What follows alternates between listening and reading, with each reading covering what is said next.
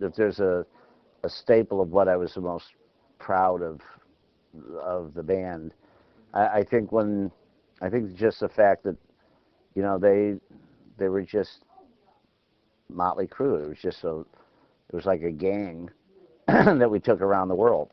You know, it was you know, and it was just I mean, they did a lot of great things for people, and they changed a lot of people's lives. And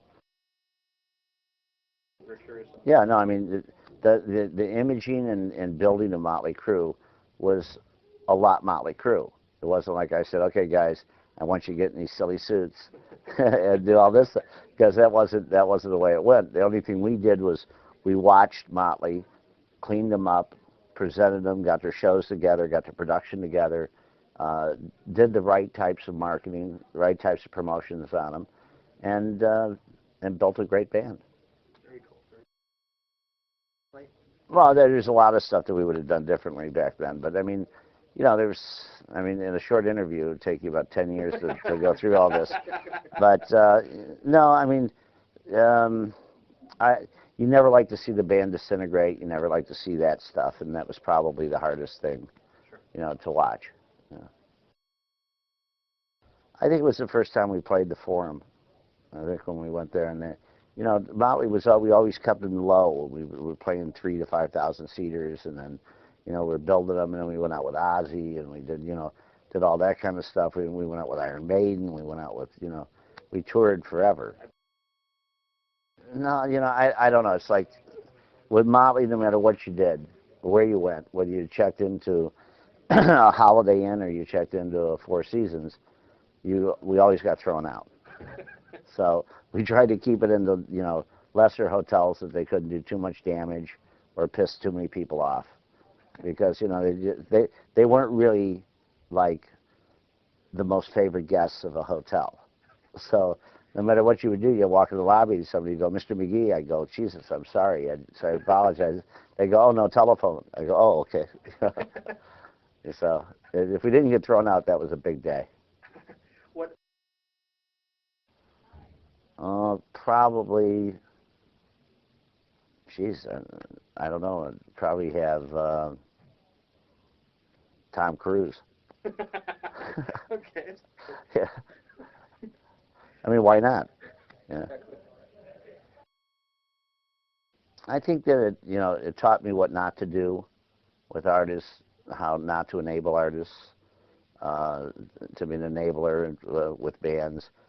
You know, it taught me a lot of production techniques. You know, it was a good learning curve. At the same time, I had Pat Travers and James Brown and Isaac Hayes and that stuff. But in the rock field, this was the first rock band that we took from A to Z, and then Bon Jovi and Scorpions and Skid Row and all those bands, and Kiss and Diana Ross. So it just continues, to go on and on. I think that it just, I guess the concept that really Mötley Crüe was, if it's worth doing, it's worth overdoing.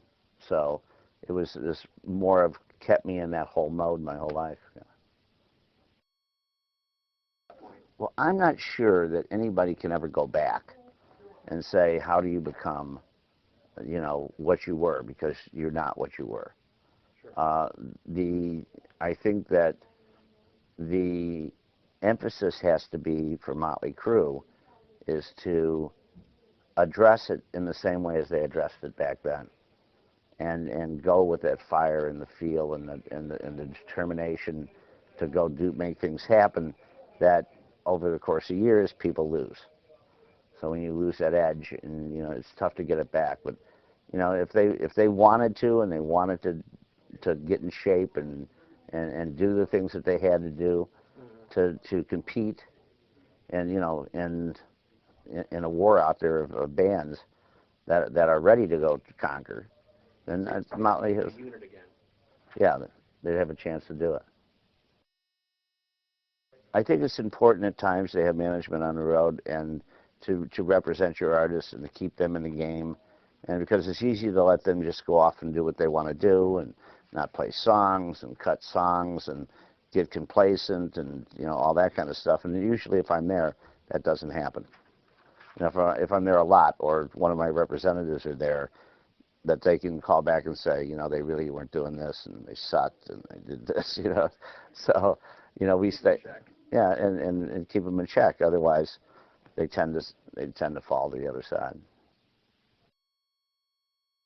Well, I mean, I don't think it's a secret. Everybody knows, you know. I mean, Nicky was really smart, and even in his drug days, he was clever in what he was doing and how he was doing things. And Tommy is just the nicest kid in the world, and just is low IQ, high RPM. He just rocks. He just wants to go. Um, you know, Mick is really, you know, he was a pleasure the whole time. He hardly, you know, other than about maybe 500 incidences, he was a great guy to hang out with. Yeah. Vince? And Vince, you know, Vince is Vince, man. He's, you know, Vince is the lead singer, Syndrome, and everything else. And Vince was one of the best front guys in the business. When we started that and went through Dr. Feelgood, there wasn't a better front guy in the business. I don't think. I mean, he really knew how to take over and do it, and that's what he'd have to do again. I think Vince can do whatever he wants to do if he wants to do it. I mean, you don't know. I mean, you know, the days of, you know, I don't know, what are they, 40-some years old now? Vince is 42. Yeah, Vince is 42 years old. I signed him when he was fucking 18 or something, you know.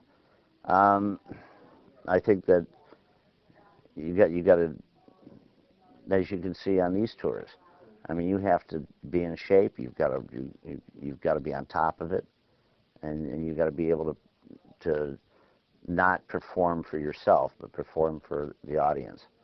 And I think that's what most people forget about, is the people that actually come to see you. They care about more about them, whether they have their things, and whether they get to drink before the show, or they get to do this before the show, or their girlfriend didn't get in, or some shit like that. And I think that's what Vince is going to have to get over in order to make a comeback. I hope it happens too. I like Vince.